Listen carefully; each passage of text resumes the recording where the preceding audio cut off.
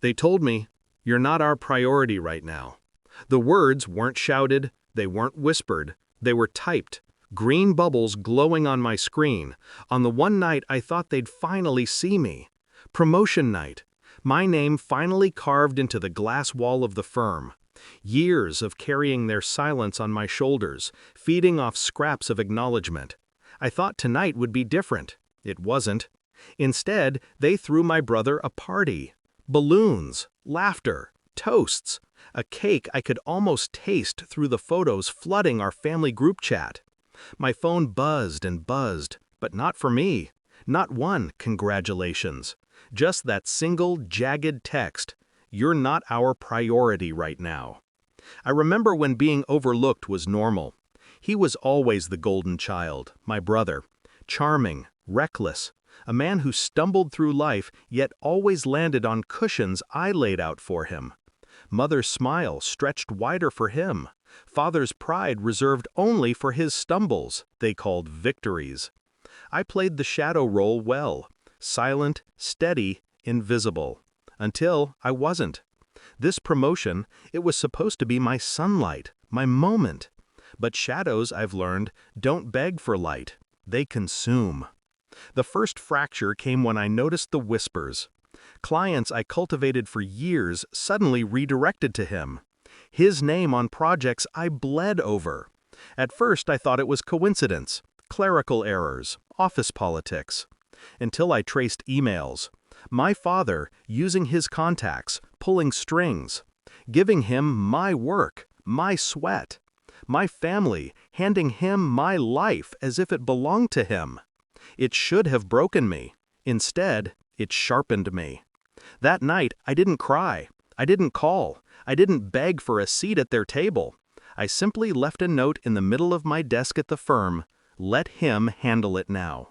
No one understood what it meant, but I did. I walked out, calm as stone. While the world clinked glasses for him, I was already in motion. I started small. I rerouted accounts, subtly, strategically. Every project they had reassigned to him, I left with holes only I knew how to fill. Contracts timed to collapse, deadlines tied to my absence. He walked into my shoes, but the soles were filled with glass. Then I hit harder. The promotion wasn't just a title, it was access. I had files, passwords, keys.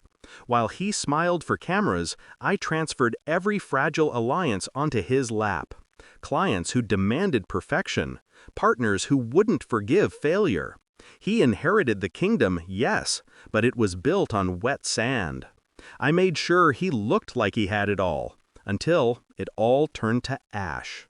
The next morning, my phone lit up like a dying star. 42 missed calls. Mother, father, him, all screaming into the void I left behind. By noon, whispers of disaster had already spread through the firm. Documents missing, accounts frozen, clients furious, and at the center, my brother, the one they had crowned without a throne. When he finally cornered me, his voice cracked.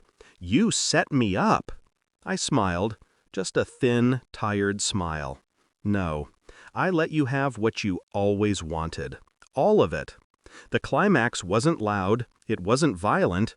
It was silent realization creeping across his face as he pieced it together. He was never built for weight, not responsibility, not expectation. That was always me. They had handed him my world, not realizing it came with storms he couldn't survive. And me? I was free.